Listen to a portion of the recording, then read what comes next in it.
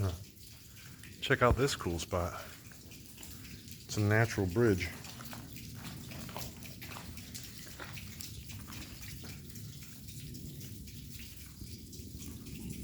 It's pretty neat, huh?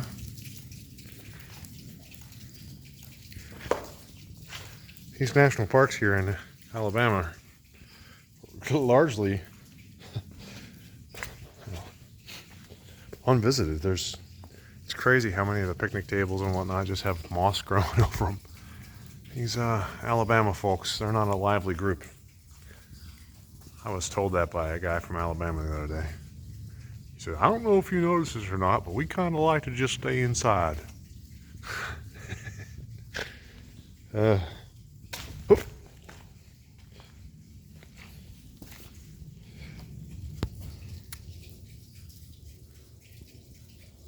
Pretty neat.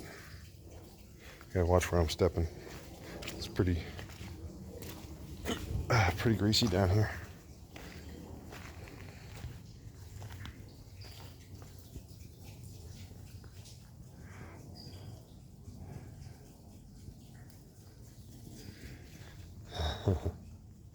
Not as amazing as some of the stuff you see out west, but still